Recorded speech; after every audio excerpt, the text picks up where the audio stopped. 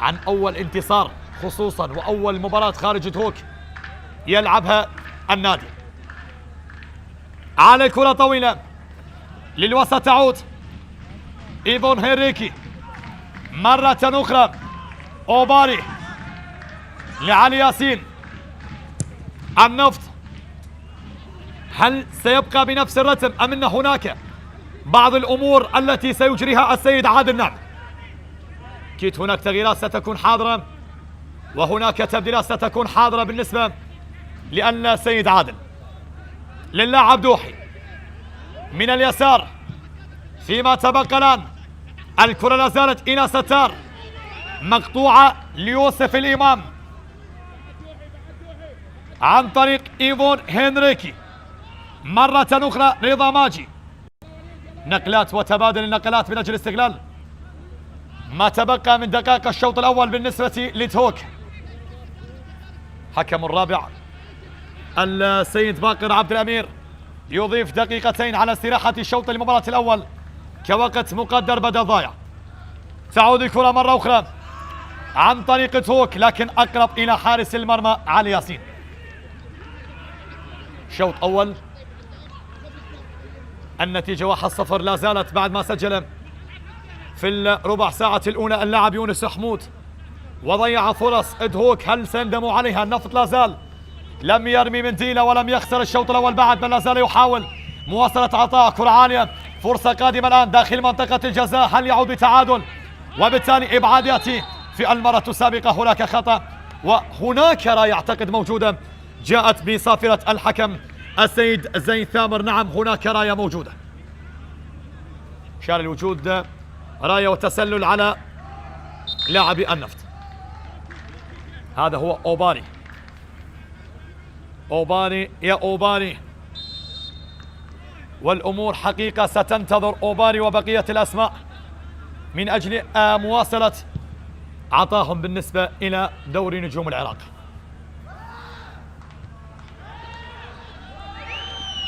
تعود الكرة لمصلحة النفط مقطوعة من دفاعات دهوك. فيما تبقى شوط أول أعتقد الأمور مستمرة بهدف مقابل لا شيء، وبطبيعة الحال بأن هذه النتيجة ستعطي انتصار أول بالنسبة للفريق الضيف،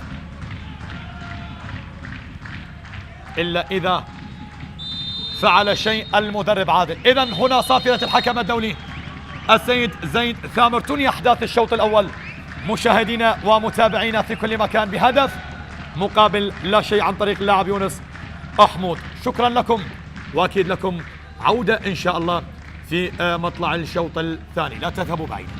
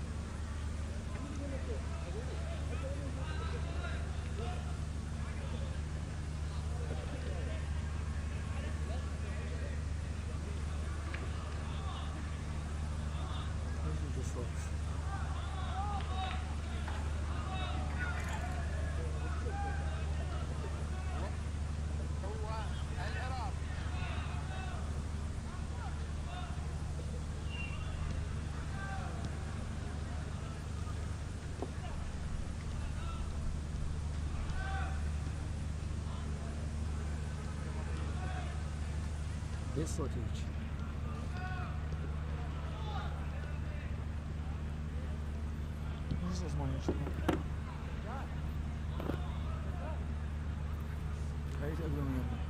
استاذ زين حبيبي، هذا الصوت ليش هيك مالي طالع بالجو؟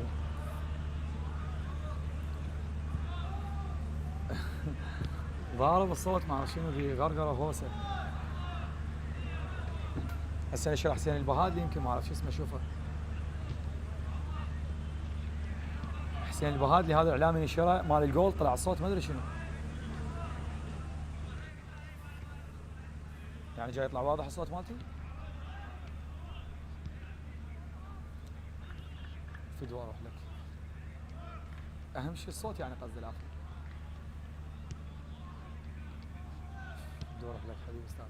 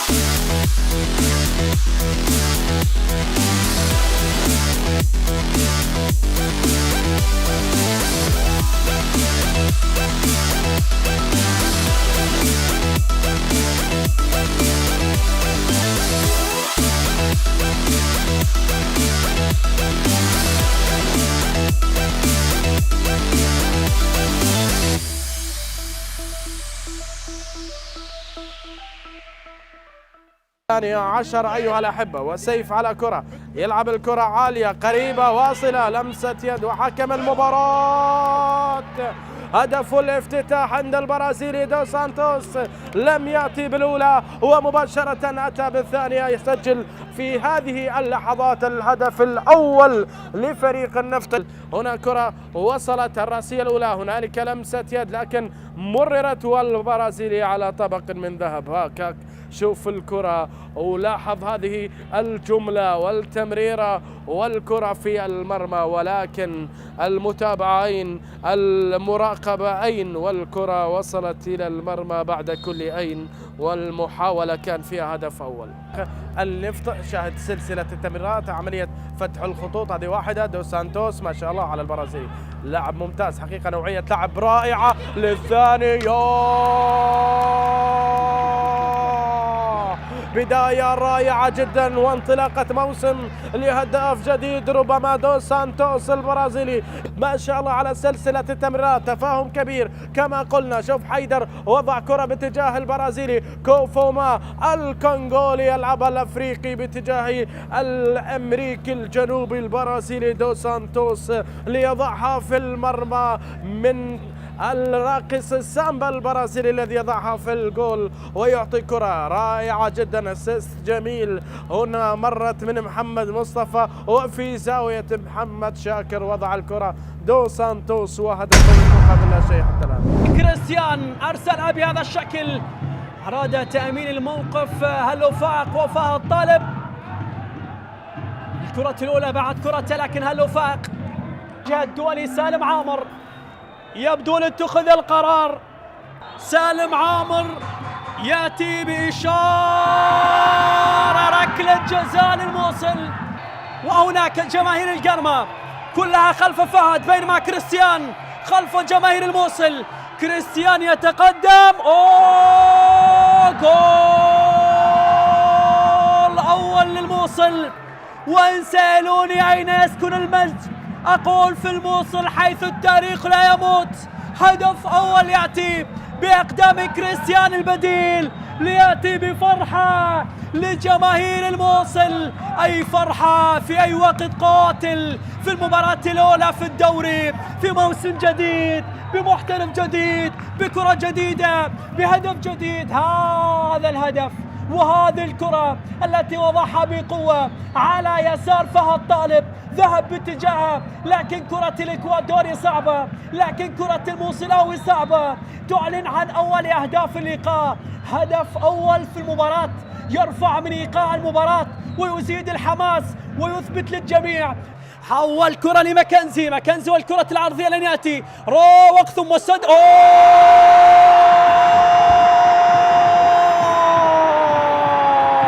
يا لها من تسديدة اختصر بها المسافة بين الحلم والحقيقة، وأرسل الحلم والحقيقة معا لجماهير القرمة.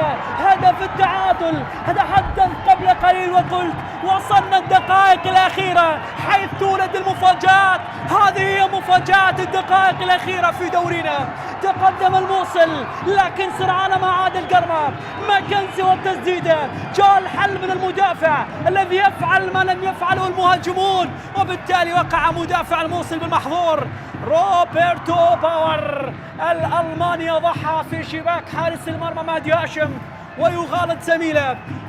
اسمع اسمع اسمع عزيزي مشاهد شبكة قنوات الإعلام العراقي، اسمع صوت الجماهير الذي بدأ يعمل غليان. هدف لا يحرك المدرجات فقط، هدف حرك مدينة بأكملها. محمد سامي اللي تحدثنا عنه موسم ثالث مع القوة الجوية داخل منطقة الجزاء، وهدف هدف هدف هدف أول لفريق القوة الجوية. الله الله الله الله الله، القوة الجوية يسجل أول أهداف المباراة. سعد الروسان مع فريق القوة الجوية هو مهند أبو طه اللي انتقل إلى الدوري السعودي، الآن يأتي أردني آخر ليقدم مع فريق القوة الجوية ما يتمناه جماهير الصقور خلال هذا الموسم.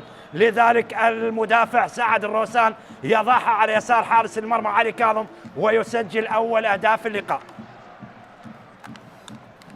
إذن سعد الروسان يفتتح التسجيل في لقاء الافتتاح لدوري نجوم العراق لهذا الموسم. لاحظ الفرحة لسعد الروسان، محاولة تبقى لنوروز، وهنا عملية تسديد الوصلاتي وهدف التعادل. هدف الله الله. محمد دلاور يعدل النتيجة لنوروز. الله على نوروز، سرعان ما عاد إلى المباراة ويسجل هدف التعادل عن طريق محمد دلاور، عن طريق إبراهيم غازي والوصلاتي اللي هياها داخل منطقة الجزاء. حبيب الوصلاتي اللاعب التونسي، ومحمد دلاور لم يكذب الخبر، يسجل هدف تعادل لفريق نوروز. لاحظ الإعادة، تمريرة حبيب الوصلاتي على قدم اللاعب محمد دلاور غير مراقب. محمد دلاور يسكنها في الشباك ويعدل النتيجة لنوروز. عدة فرق، إبراهيم يتقدم، إبراهيم غازي وهدف ثاني، جول لنوروز. هدف ثاني لنوروز، إبراهيم غازي على حساب الضيف فريق نادي القوة الجوية، بطل الدوري العراقي للموسم الماضي، القادم خلال هذا الموسم للحفاظ على اللقب والدفاع عن اللقب، لكن يصطد بفريق متحفز دائما لتحقيق النتائج جيدة مع المدرب العراب لنوروز طبعا، ولي كريم المدرب لنوروز، واللي سبق وأن لعب لفريق القوة الجوية. ولي كريم في فترة التسعينات، وأيضا لعب لفريق الطلبة. إذا نوروز هدفين، هدف لفريق القوة الجوية. لاحظ ردة الفعل نوروز وهدف سايمون مسوفا التنزاني يضاعف النتيجة لنوروز بغفلة من لاعبين فريق نادي القوة الجوية، يستغلها سايمون مسوفا ويسكنها في شباك مرمى القوة الجوية. مسوفا، لاحظ اللاعب التنزاني اللي يستغل تباطؤ دفاعات فريق نادي القوة الجوية وغير مراقب سايمون مسوفا، وقد يكون متسلل سايمون مسوفا. لاحظ اللقطة بالإعادة وعدم وجود رقابة دفاعية على سايمون مسوفا اللي يجد نفسه بمواجهة المرمى ويضعها بكل أريحية في مرمى فريق القوة الجوية. لكن أعتقد سايمون مسوفا قد تكون هناك عودة إلى الفار. هل يكون متسلل سايمون مسوفا ويعطي روحية للاعبي فريق القوة الجوية وممكن العودة لأجواء المباراة؟ لكن هذا الهدف قد يقلل من حظوظ القوة الجوية داخل منطقة الجزاء. خطيرة ممكن القوة الجوية، هيثم يسدد على المرمى وهدف ثاني. هدف ثاني للقوة الجوية. الله، هدف ثاني لفريق القوة الجوية.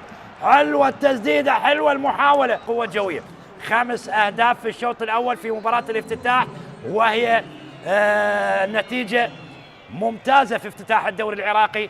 5 أهداف لغاية الآن، وقابلة للزيادة في الشوط الثاني إذا ما استمر هذا الأداء للقوة الجوية ولنوروز. لاحظ الإعادة والتسديدة القوية من محمد جواد اللي تسكن على يمين حارس المرمى الحارس علي كاظم.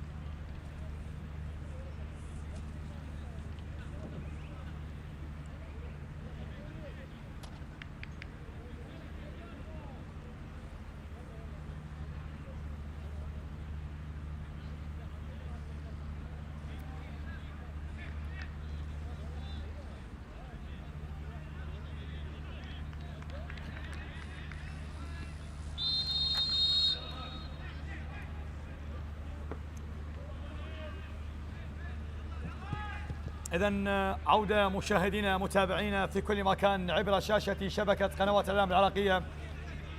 شوط ثاني، نذكر شوط أول انتهى بتقدم دهوك 1-0 عن طريق اللاعب يونس حمود في الربع ساعة الأولى. الشوط الثاني ينطلق بصافرة حكم المباراة الدولي السيد زين ثامر لبداية 45 دقيقة جديدة من أجل عودة النفط أو انتصار دهوك للمرة الأولى خارج أرضه بعد التعادلين في الجولة الأولى. تعادل أمام الغراف 1-1 وتعادل في الجولة الثانية أمام الطلبة بنتيجة 3-3 في دهوك.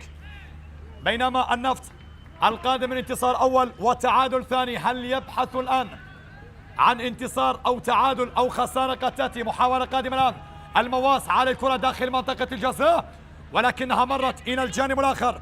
لا زالت إلى دهوك فرصة قادمة. هل استطاع المدرب السيد عادل نعمة أن يصلح ما فات من الشوط الأول بالنسبة للاعبي النفط؟ شوط أول أخطاء دفاعية تكررت، بالتالي تعامل السيد عادل نعمة بالشوط الثاني بأسلوبه الخاص، لذلك سننتظر 45 دقيقة من أجل مواصلة عطاء الانتصارات أو كتابة الانتصارات بالنسبة للجولة الثالثة. وفي هذه المباراة أيضا تقام مباراة الكهرباء والقرمة. هناك التعادل السلبي قائم بالنسبة للجولة الثالثة في استاد الزوراء.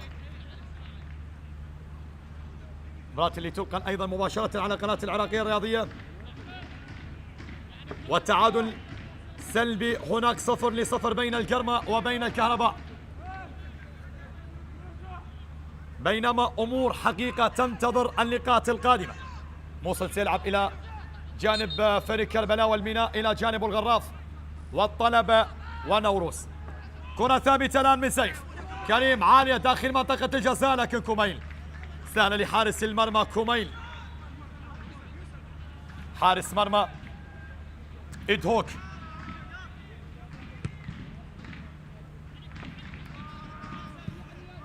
على الكرة من كوميل تعود إلى علي ياسين. دوك آخر 5 مباريات لم يحقق فوزه، بل تعادل 3 مرات وخسر مرتين. وحتى المواجهات السابقة بالنسبة للنفط ولدهوك، دهوك دائما يستقبل أولا، لكن هذه المرة النفط يستقبل أولا. إذن هل تغيرت المعطيات والأمور التي أتحدث عنها وأن صقور الجبال؟ إدهوك يبحث عن انتصاره الأول خارج إدهوك. كرة عالية داخل منطقة الجزاء، لكن الكرة ضاعت، وبالتالي راية موجودة من الحكم الدولي السيد زي ثامر إلى ركلة مرمى. ملعب استاد الكابتن الراحل شرار حيدر، ملعب الذي استضاف مباراتين في الجولتين، واحدة كانت للكرخي واربيل والثانية كانت إلى القوة الجوية أمام غاز الشمال، وهذا اللقاء الثالث. ركلة مرمى كوميل سعدي على الكرة طويلة، تبعد الكرة مرة أخرى لمصلحة اللاعب سامي هين خارج الملعب. أمامكم أيضا بالصورة المحترف أوباري.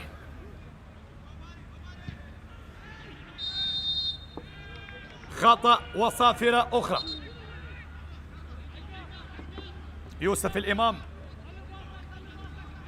ذكر بأن المواجهات الأخيرة بين فريقي النفط ودهوك 10 منها بانتصار دهوك و7 فقط هي للنفط، بينما التعادل حضر 12 مرة بين الفريقين.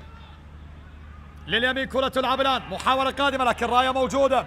حسن عماد يسقط، وهنا خطأ يشير المساعد الثاني بالنسبة للكابتن ضياء غالب، وإشارة موجودة من السيد زيد ثامر لوجود تدخل خطأ للاعب حسن عماد.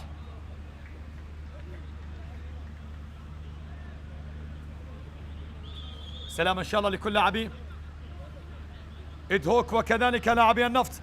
حسن عماد القادم من القوة الجوية، لاعب اللي يقدم حضور حقيقة في مباراته الثالثة مع إدهوك. وأمامكم المدرب السيد يحيى كل محمدي، مدرب الإيراني صاحب 55 سنة. نعم، مدرب من أجل مواصلة العطاء بالنسبة لدهوك. يحيى جول محمدي. كرة ثابتة الآن لمصلحة إدهوك. هل سنرى أمور أخرى؟ المواس على يسار حارس المرمى علي ياسين. محمود المواس لدهوك الآن يبحث عن كرة داخل المنطقة، لكن بعد يأتي عن طريق سامي هين. الكرة تحولت إلى خارج الملعب. تماس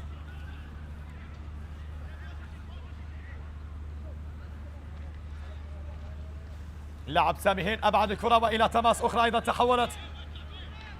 شوط المباراة الثاني نذكر مشاهدينا ومتابعينا في كل مكان النتيجة 1-0 لمصلحة دهوك. المواس يحاول مقطوع الكرة للنفط، محاولات ونقلات قد تستمر الآن في ظل تغييرات المدرب السيد عادل. نعم، يوسف الإمام يرسل كرة عالية أقصى اليمين لمحمود. المواس يحاول واحد أمام واحد، ممكن يمر، اختار التمرير، عرضية تأتي لكن اصطدت الكرة وتحولت إلى تماس رمية جانبية. هذا هو اللاعب دوحي أمامكم الآن بالصورة. في هذه اللقطة تعود الآن لمحمود. المواس داخل منطقة الجزاء، لكن إبعاد يأتي عن طريق سامسون. كرة لا زالت إلى يوسف الإمام، مرة أخرى للاعب صفا هادي، حاول تغيير اللعب باتجاه اللاعب حسن عماد. حسن عماد حسن عماد حسن عماد حسن عماد لدهوك الآن كرة أقصى اليمين، لكن لم تأتي المتابعة بالتالي لسيف كريم. نفط هل يحسن أداء في الشوط الثاني ويغير ملامح الشوط الأول؟ خطأ وصافرة موجودة من السيد زين ثامر. صورة اللاعب وليد كريم قائد فريق النفط الآن، وكما نتابع ونشاهد بعد كل تغييرات المدربين فالأمور قد تختلف بعد قليل. للجانب الآخر كرة تعود الآن، رضا ماجي يبحث عن اللاعب يوسف الإمام، ثم للوسط، نقلات بين لاعبين دهوك. يوسف الإمام عودة للخلف عن طريق اللاعب رايكار سانتوس، ثم لكوميل سعدي. لاعبي دهوك بداية الشوط الثاني هو بداية التحفظ بالنسبة لهذا اللقاء، ثم بعد ذلك سننظر وننتظر بكل تأكيد بعد مرور ربع ساعة من الشوط الثاني كيف سيتعامل المدربين. هذا ستار ياسين وسط الملعب يحاول هداف الموسم السابق. هذه محاولة للنفط ممكن، لكن ابعاد ياتي واستخلاص الكرة من لاعب ريكار سانتوس إلى خارج الملعب. رأي على اللقطة والمحاولة اللي كان ممكن وليد كريم يستغلها. شوف هذه لقطة الإعادة، الاستقبال والتحضير، وكان ممكن بالمباشرة أن يضع الكرة، لكن وصل المدافع ريكار سانتوس. حظوظ النفط في هذا اللقاء بعد ما نرى هذه الكرة. كرة عالية الآن داخل منطقة الجزاء، لكن إبعاد يأتي. لا زالت الكرة لمصلحة النفط الآن. ستار ياسين يحاول التمرير خلف المدافعين، فرصة قادمة الآن من أجل مواصلة العطاء بالنسبة للنفط. الكرة إلى خارج الملعب وإلى ركنية، أعتقد إلى ركلة ركنية، أعتقد احتسب اللقطة السابقة حكم مباراتنا السيد زين ثامر. شوط مباراة ثاني والتغييرات قد تحضر الآن بالنسبة للسيد عادل. نعم، من اليمين الكرة لمصلحة دهوك. لا زالت الكرة بين أقدام اللاعب يونس، محاولة تمرير خلف المدافعين، فيها مرور لا زالت خطيرة التمريرة لكنها طويلة على محمود المواس، وبالتالي تحولت الكرة إلى خارج الملعب، ركلة مرمى. هذا هو اللاعب محمود المواس، اللاعب اللي حقق الثلاثية مع القيثارة الخضراء وعزفها في المواسم السابقة، بينما القوة الجوية بطل الموسم السابق والدور السابق. هل يصحو بعد ما استنزف نقاط حقيقة في بداية هذا المشوار. صافرة خطأ للاعب دوحي محمد. الآن تلعب الكرة عالية، يوسف الإمام على اليمين، كرة للنفط عن طريق اللاعب كرار. استخلاص الكرة يأتي المواس، يحاولون تأمين نتيجة المباراة بهدف ثاني والالتفات إلى مباراتهم القادمة ولقاءاتهم القادمة. حبيب محمد مقطوع الكرة لتماس، رمية جانبية تحولت بكل تأكيد. وكما نتابع اللاعب حيدر جاسب، اللاعب اللي دخل بشوط المباراة الثاني. على الكرة طويلة لتوك، مقطوع الكرة لكن يستعيدها ممتاز. شوط المباراة الثاني الهدوء في العشر دقائق الأولى، ولكن وراء كل هدوء عاصفة. فهل يستطيع النفط الآن أن يستغل تراجع توك في ظل هدف وحيد بالنسبة للقادم صقور الشمال؟ للوسط تعود الكرة إلى كرار، البحث عن هدف تعديل. يوسف الإمام ممتاز، لا زالت الكرة بين أقدام لاعبي توك. هناك خطأ، هناك تدخل وهناك بطاقة صفراء. أوباري في الصورة السابقة تدخل كان قوي جدا، وبالتالي بطاقة صفراء على اللاعب أوباري.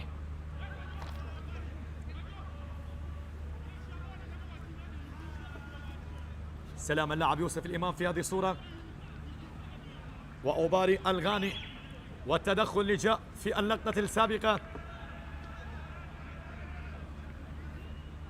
هذا هو أوباري غاني اللي مثل فريق الزوراء، وكذلك ديالا والنفط. بينما يوسف الإمام يسقط أرضا، وبالتالي السلامة، كل السلامة لكل لاعبين إدهوك وأيضا لاعبي النفط.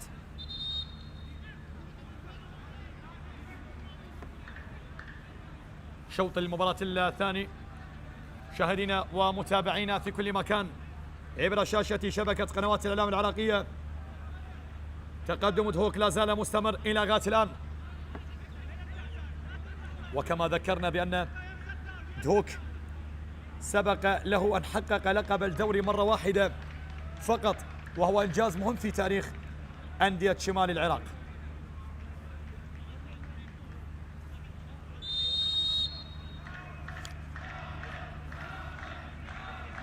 سلام اللاعب يوسف الإمام، هل يواصل زاخو كتابة انتصاراته كذلك، أو دهوك عفوا يواصل انتصاراته من أجل مواصلة النقاط ويصالح جماهيره بعد تعادلين في الجولة الأولى والثانية؟ الآن دهوك يبحث عن هدف، هو النقاط الكاملة والعودة من بغداد من ملعب الراحل الكابتن شرار حيدر.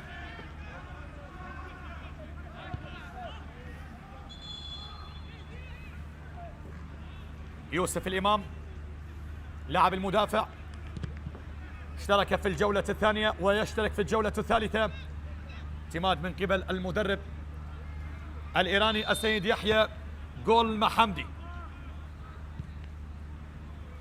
الإيراني. تعود الكرة لمصلحة نادي النفط. هل سنتابع أمور تحدث الآن بالنسبة للسيد عادل؟ نعم، فيما تبقى إبعاد ياتي، ثم لمحمود المواس يتركها إلى تماس، رمية جانبية بالنسبة لأدهوك. هذا هو العقيد وليس عقيد على فكرة. لاعبي توك عندهم العقيد وعندهم عقيد، ولكن العقيد هو اللاعب محمود المواس. ستار ياسين لوسط الملعب للبحث عن هدف. نصف ساعة تفصلنا فقط مشاهدينا ومتابعينا في كل مكان عبر شاشة شبكة قنوات الإعلام العراقية عن نهاية هذا اللقاء وهذه المباراة ولا زال النفط يحاول يبحث عن هدف تعادل. هل يأتي الآن؟ هل يأتي الآن؟ هل يأتي الآن؟ هل يأتي الآن؟ كايكي يحاول، تأخر كثيرا، بعد ذلك وصلت التغطية وعادت الكرة لمصلحة المواس. محاولة تمرير، فرصة قادمة لكن إبعاد يأتي عن طريق اللاعب سامسون. الفرصة قادمة لمصلحة النفط لأوباري على اليمين، ثم بعد ذلك تعود إلى حيدر اللاعب البديل. بعد ذلك أوباري يحاول داخل منطقة الجزاء، عرضية، الله، كادت أن تكون بالنيران الصديقة.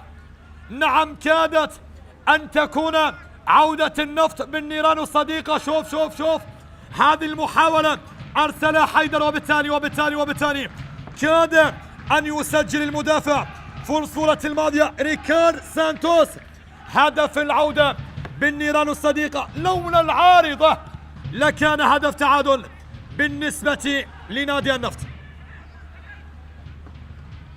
الأخطاء الدفاعية والتسجيل في المرمى أمر أيضا يجب معالجته بالنسبة لكل الأندية،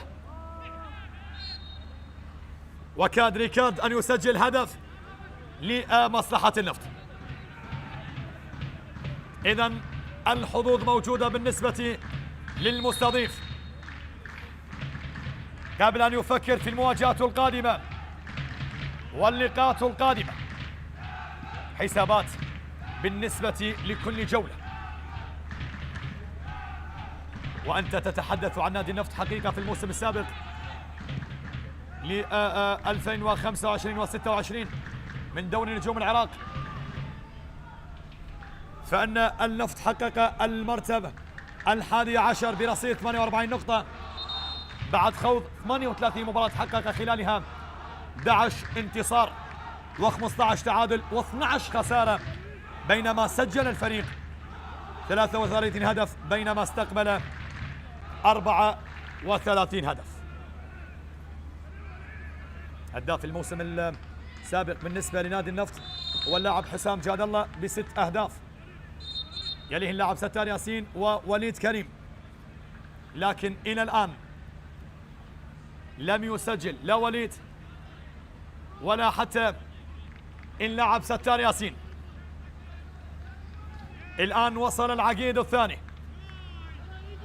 تغيير موجود، هانريكي يغادر الآن ويدخل الآن سيابين عقيد.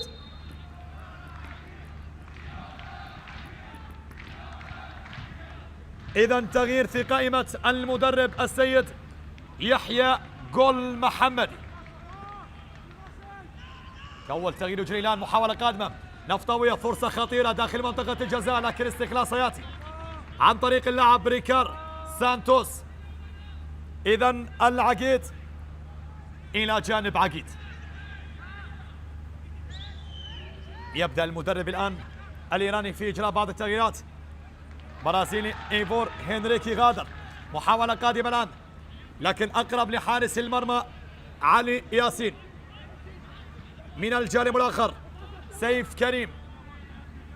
النفط يبحث عن هدف تعادل، أو هذا كرار للاعب حيدر لاعب البديل، ثم بعد ذلك الفرصة لا زالت قائمة.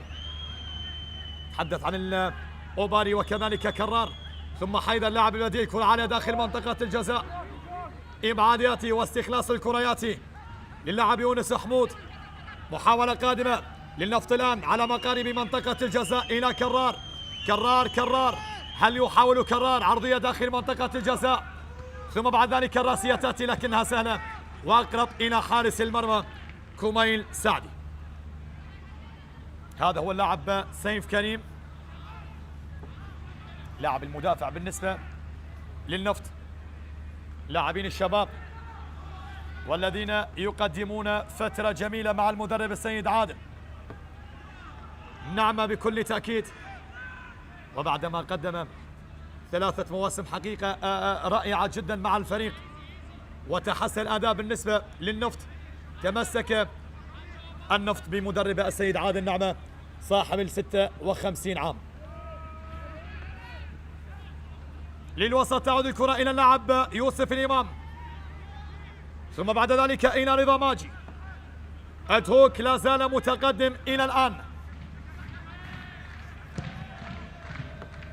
من الطرف الأيسر كوميل سعدي، طويل الكرة إلى خارج الملعب، تحولت أمامكم الحارس كوميل سعدي، ثم نفط الآن يحاول الآن أوباري على الكرة خطيرة، ولكن إبعادها يأتي عن طريق الحارس كوميل سعدي. جماهير النفط وتهوك للمؤازرة، فرصة قادمة لكنها مرت بعيدة وتحولت من اللاعب أوباري إلى خارج الملعب. هذا أوباري اللاعب الغاني، وأمامكم بصورة سيد عادل نعمة المدرب الذي يبحث عن مواصلة عطاء في هذا الموسم خصوصا، وانتصاره الأول كان أمام الكرخ. وبالتالي جماهير ادهوك مرحبا بكم في بغداد السلام. نعم، مرحبا بالقادمين لمؤازرة صقور الجبال. تعود الكرة لأوباري، الغاني يحاول، هل هناك رد سيأتي بالنسبة للاعبي النفط بعد مجموعة تغييرات للسيد عادل نعمة؟ بكل تأكيد هذه لقطة الإعادة، والخطأ الذي جاء بالنسبة لمصلحة النفط.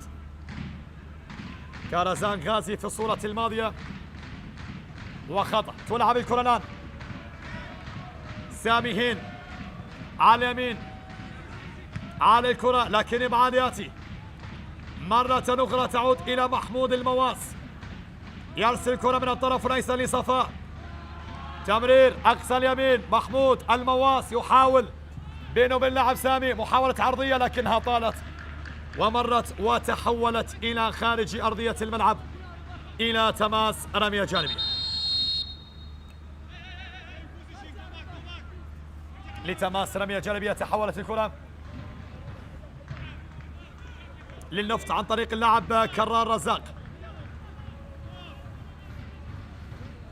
للوسط تعود الكرة مرة أخرى إلى كرار، سامون لليسار، سيف كريم، هل يستطيعون العودة في بغداد أبناء النفط قبل أن يفكر في الجولة الرابعة؟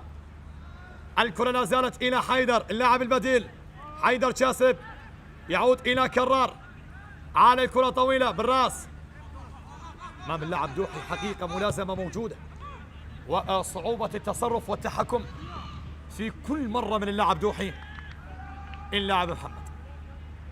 تعود الكرة إلى سامسون على اليسار، سيف كريم مرة أخرى إلى سامي هين، سيطرة واستحواذ باستثناء النتيجة لمصلحة النفط. تعود الكرة إلى سامي هين، محاولة قادمة الآن من الجانب أوباري، يحاول بين أكثر من لاعب، فرصة قادمة الآن دوحي إلى ستار، ياسين محاولة مرور لسيف كريم على مقارب منطقة الجزاء بينه وبين لاعب، لكن تغطية حاضرة وإبعاد يأتي، والكرة تحولت إلى تماس رمية جانبية. بعد يأتي عن طريق اللاعب حسن عماد لتماس، ستنفذ بشكل ركنية داخل منطقة الجزاء، لكن إبعاد يأتي عن طريق اللاعب سيابنت العقيد. تعود الكرة إلى اللاعب سامسون مرة أخرى لمصلحة النفط، حبيب محمد للاعب ستار ياسين. 70 دقيقة مرت من أحداث هذا اللقاء مشاهدينا ومتابعينا عبر شاشة شبكة قنوات الإعلام العراقية، والجولة الثالثة والمباراة السادسة من الجولة الثالثة.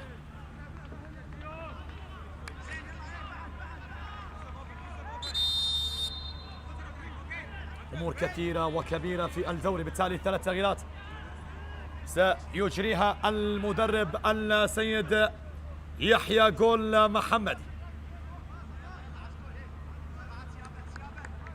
نتابع الآن وننظر من سيشارك. بالنسبة للاعب يوسف الإمام أول من يغادر الآن.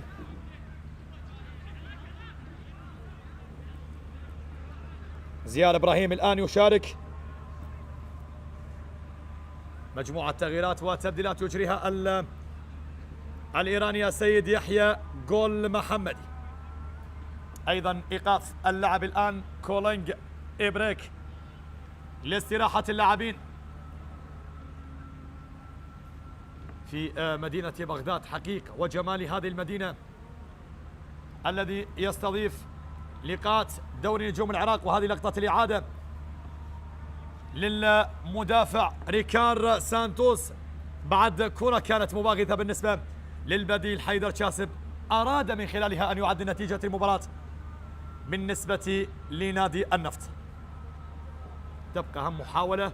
شوف هذه اللقطة ولقطة الروح بالنسبة للمدافع، وهنا حسرة المدرب السيد عادل نعم على هذه الكرة من أجل هدف ضاع من النفط. شوط المباراة الثاني ونحن ننتظر مشاهدينا ومتابعينا في كل مكان. هل هنالك أمور تنتظر مجريات هذا اللقاء خصوصا في هذا الدوري وفي هذا الموسم؟ فإن هناك مفاجآت كثيرة حدثت بالنسبة للجولتين الأولى والثانية وحتى بداية الجولة الثالثة. هناك عدد من المفاجآت. هذا مناف يونس أيضا سيشارك الآن. يوسف بارز أيضا يغادر الآن.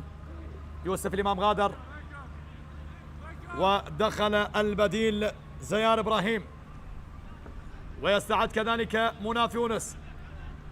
اعتقد حتى اللعب المدافع ريكار سانتوس أيضا غادر ومحمود المواس. إذا مجموعة تغييرات. هادي صالح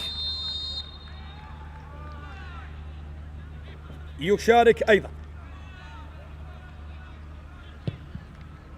أول مباراة خارج إدهوك يلعبها نادي توك، وهو يبحث عن أول نقاط في هذه الدوري وفي هذه الجولة بعد ما تعادل مرتين. يبحث عن انتصار أول، فهل يكون عن طريق النفط أم أن هناك حسابات بالنسبة لهذا اللقاء؟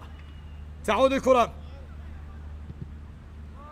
لمصلحة آدهوك، عالية طويلة إلى سامسون مرة أخرى في الوسط للمتحرك دائما كارزان غازي، ثم إلى سامسون علي ياسين.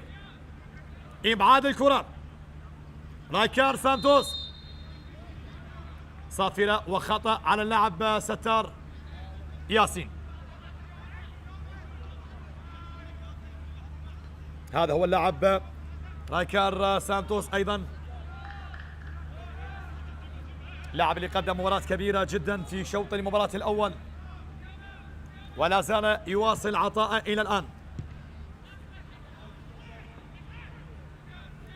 مرة أخرى تعود الكرة لمصلحة النفط. محاولة قادمة الآن، فرصة قادمة الآن، لكن أقرب إلى حارس المرمى الحارس كوميل سعد. حافظوا على مرماه في هذا اللقاء وهو يواصل تألقه حقيقي. لكن كل ما تحدثنا عن مواصلة الانتصارات، كل ما تذكرنا بأن آخر مباراة بالنسبة لآدهوك كانت مليئة بالأهداف، 3-3 أمام فريق الطلبة. مرة أخرى تعود الكرة إلى النفط. اللاعب حيدر كرار على الكرة طويلة، استخلاص الكرة يأتي أوباري يبحث عن هدف تعادلا. لا زالت الكرة خطيرة، فرصة قادمة على طول لكنها مرت بعيدة وتحولت إلى خارج الملعب. حاول من خلالها اللاعب محمد عدنان دوحي ولكنها مرت إلى خارج الملعب. ركلة مرمى. كومين. ربع ساعة متبقية يا من تشاهد وتتابع عبر شاشة شبكة قنوات الإعلام العراقية على نهاية المباراة ربع ساعة كاملة.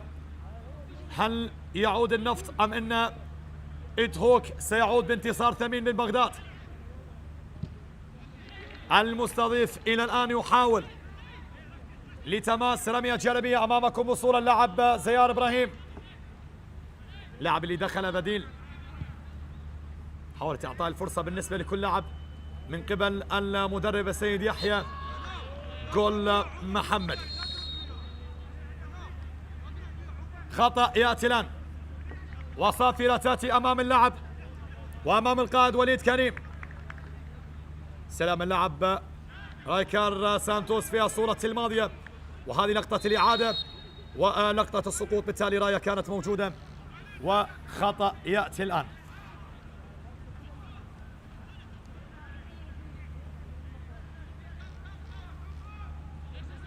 خطأ لحارس المرمى كوميل سعدي. عن الكرة طويلة بالراس تعود، إبعاد يأتي عن طريق العقيد لمصلحة اللاعب أوباني، ثم خطأ صافرة وخطأ يأتي الآن في الصورة السابقة. وأمامكم بصورة الدولي زين ثامر، حكم الذي قاد مباراة الافتتاح، يبحث عن مواصلة عطاءه بعد ما قاد مباراة القوة الجوية وكذلك نوروز. تعود الكرة نفطاوية عالية داخل منطقة الجزاء، فيها مرور، لكن مرة هذه كان ممكن أن يستغل هذه اللقطة، ولكن الكرة ضاعت. أصبحت لمصلحة توك فرصة قادمة الآن. حسن عماد يحاول بها، لكن إبعاد يأتي عن طريق اللاعب ستار لليمين. أوباني يحاول نقل الكرة، لكن مناف خلص الكرة لمصلحة توك. تعود الكرة عن طريق المهاجم هادي صالح، فرصة قادمة، كرة قادمة، محاولة قادمة، وإبعاد يأتي في اللقطة السابقة. لماذا لا يستغل محاولات النفط فيما يضيع من الشوط الثاني؟ هذا دوحي، وعليه ألا يندم بعد نهاية المباراة. الفريق اللي ضيع والفريق الذي لا يستغل فرصه قد يندم في أي لحظة. كامل نتابع بعد ما ضيع فرص اللاعب أوباري. إذا تغيير في قائمة السيد عادل. أوباري أعتقد يغادر الآن، والقادم حسام جاد الله.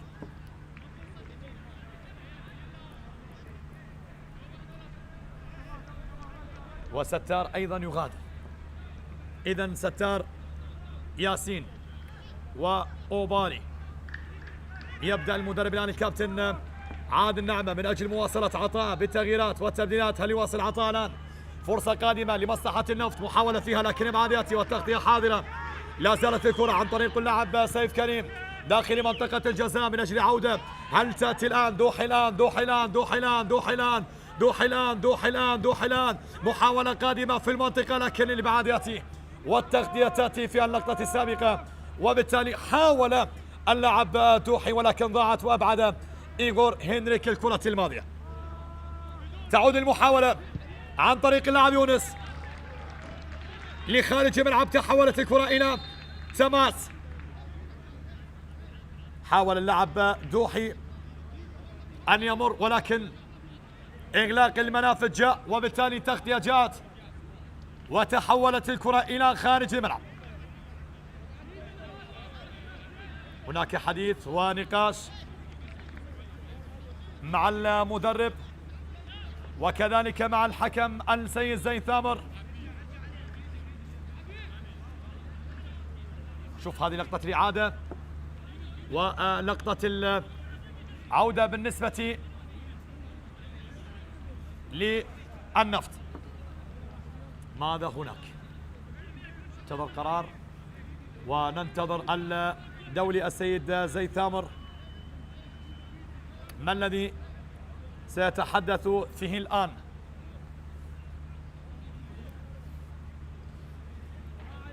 شوف هذه لقطة الإعادة، هل هناك كلام ونقاش؟ وهل هناك حديث؟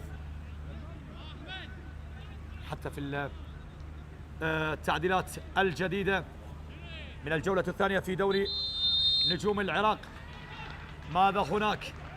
زيد ثامر ولقطة الإعادة، سنرى ونتابع، وأعتقد بأن الأمور على ما يرام بالنسبة لحكم المباراة.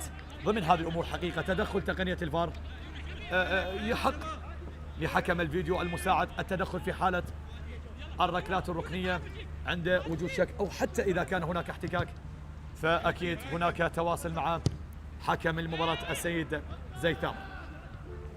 على الكرة للوسط تعود عن طريق اللاعب سامي مرة أخرى للمتحرك دائما كارزان غازي لصفاء، ينقل الكرة عن طريق العقيد، محاولة قادمة لتهوك، بعد يأتي سامسون يبحث عن مكان لا يجد حل، ثم بعد ذلك الكرة للنفط، العقيد ممتاز، بعد الكرة في المرة الأولى وفي المرة الثانية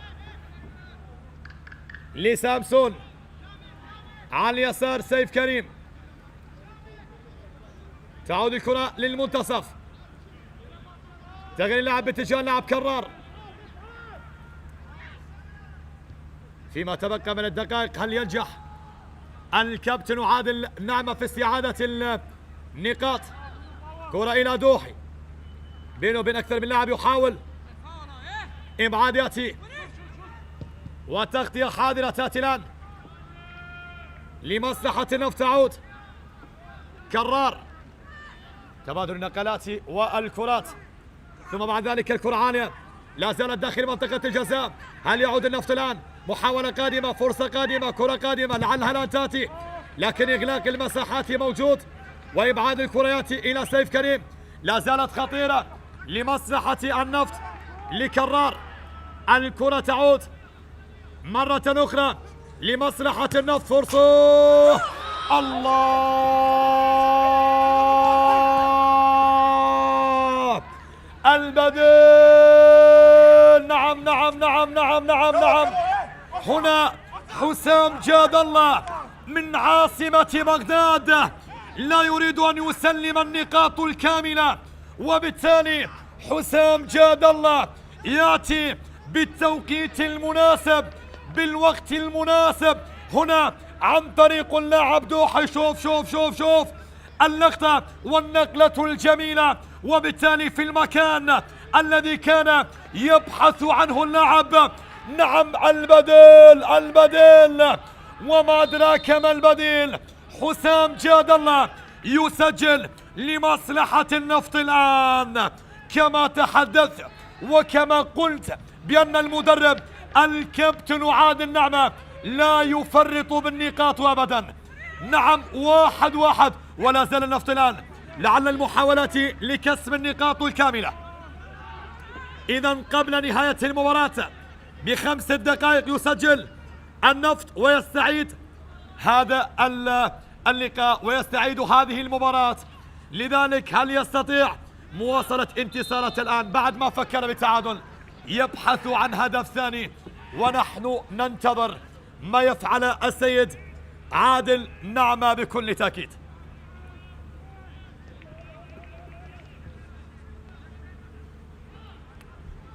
واحد النتيجة الآن. كرة تعود، النفط الآن يحاول، لاعب سيف كريم أقصى اليمين إلى كرار، كرار محاولة قادمة، كرار إلى دوحي، يا سلام يا سلام على النقلة، وبالتالي حيدر يحاول، لا زالت خطيرة النفط الشوط الثاني، تحسن الأداء والمستوى وبالتالي يقدم كل شيء. وكما ذكرت وتحدثت بأن نتيجة المباراة 1-0 ليست أمان، خصوصا وأن النفط يلعب في ملعب الأستاذ الكابتن الراحل شرار حيدر هنا في الكرخ، في أرضه لم يخسر نفط آخر مباريات، بينما في أرضه لم ينتصر دهوك في آخر مباراة. لقطة الإعادة وبالتالي الحديث، وهذا دوح الآن أو أمامكم بالصورة اللاعب وليمرسون في الصورة السابقة.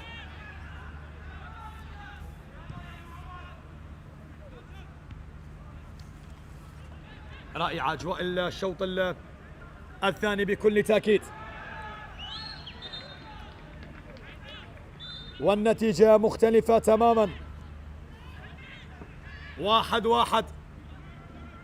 وهذا زيار إبراهيم اللاعب اللي دخل بديل بالشوط الثاني بعد مجموعة تغييرات أجراها المدرب السيد يحيى جول محمدي، مدرب الإيراني، سبق وأن حقق انتصارات وألقاب هناك في الدوري الإيراني وبطولات الدوري الإيراني. كرة تعود الآن للنفط، محاولة قادمة فيما تبقى، فرصة قادمة على اليمين، الاستقبال والاستلام والتحضير. دوح الآن فرصة قادمة لعل الثاني يأتي، كرة خطيرة ولكن التغطية جاءت والإبعاد جاء، وخطأ وصافرة موجودة بالنسبة للاعبي دهوك.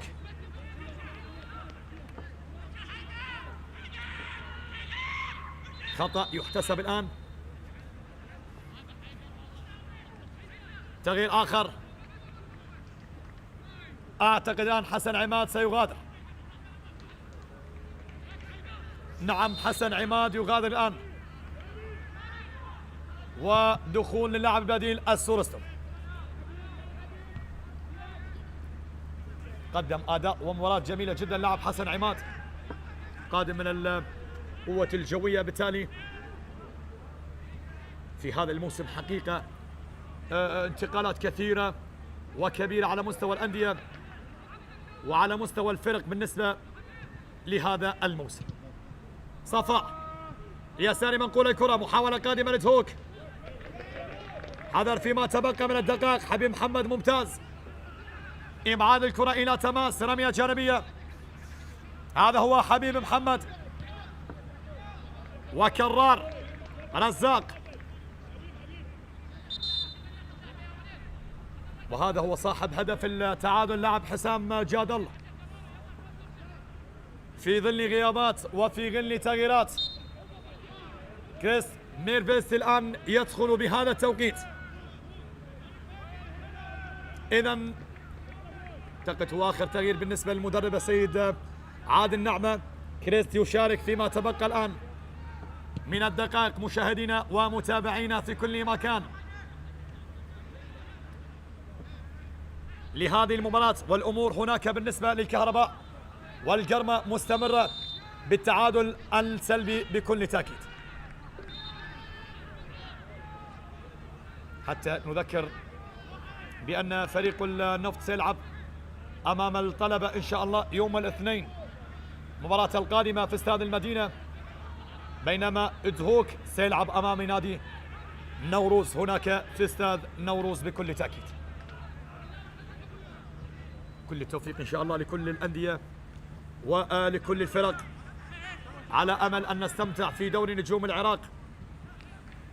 نعم، دوري نجوم العراق ليس وليد اليوم، بل إنها مسابقة تحمل أكثر من 5 عقود من التاريخ، تعاقبت عليها أجيال من النجوم، وبقيت المنافسة ولا زالت مستمرة. تعود الكرة للوسط، المحاولة قادمة فيما تبقى من الدقائق الأخيرة. هل يواصل عطاء النفط بعد ما حسن أداء بالشوط الثاني؟ أمامك زيار إبراهيم لتماس الكرة، تعود سيف كريم لمصلحة النفط، فرصة قادمة الآن، إبعاد يأتي عن طريق اللاعب المدافع زيار إبراهيم، تعود إلى حبيب محمد.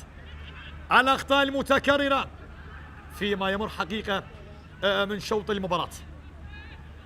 لا زالت الكرة بين أقدام هادي صالح، للوسط تعود سامي هيل ممتاز، فرصة قادمة النفط الآن، يحاول فرصة لحسام، حسام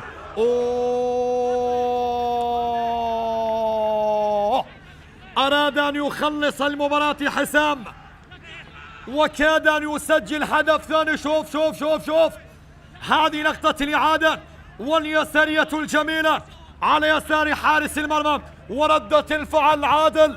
نعم نعم نعم نعم تلخص الكرة، وبالتالي ضاعت المحاولة هذه. أخطر محاولة ضاعت الآن. 4 دقائق على نهاية المباراة بالكامل.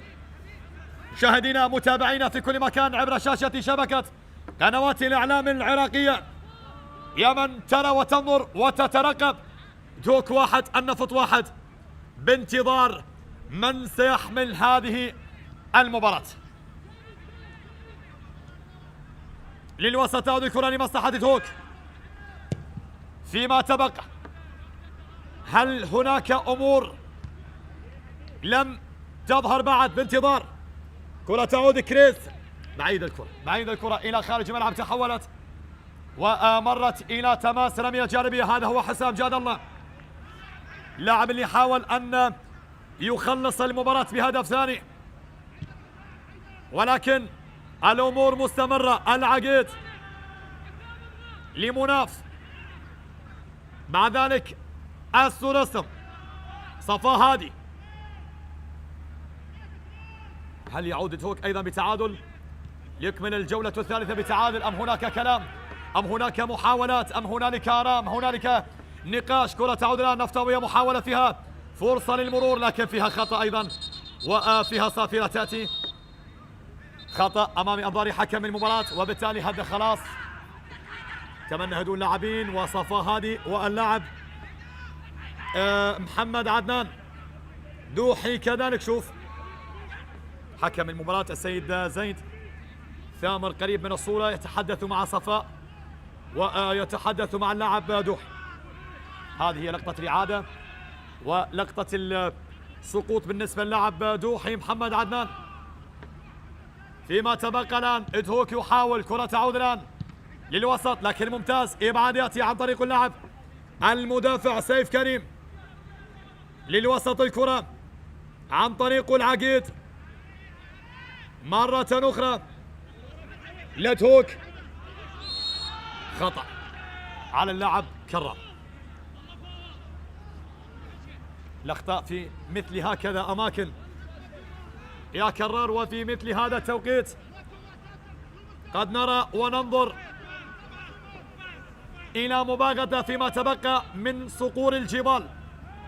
لقطة الإعادة والاحتكاك والسقوط بالنسبة للاعب البديل. كما نتابع الآن الصافرة موجودة، هادي صالح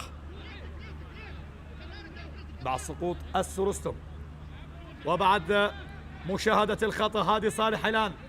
فيما تبقى هادي صالح الثابت الآن لمصلحة فريق توك. تلعب الكرة على مستوى القائم الثاني لكنها بلا متابعة، مرت وتحولت الكرة إلى خارج الملعب إلى ركلة مرمى.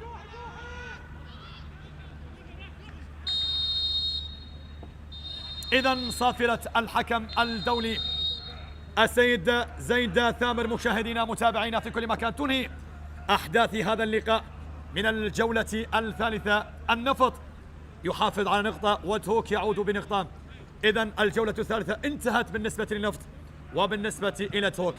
مشاهدينا متابعينا في كل مكان، شكرا لكم على حسن المتابعة والإصغاء عبر شاشة شبكة قنوات الإعلام العراقية. لكم مني أطيب التحية والتبريكات مني أنا حيدر حسن، على أن نلقاكم في مواعيد أخرى إن شاء الله. تقبلوا التحيات. بس ما اسمع صوت.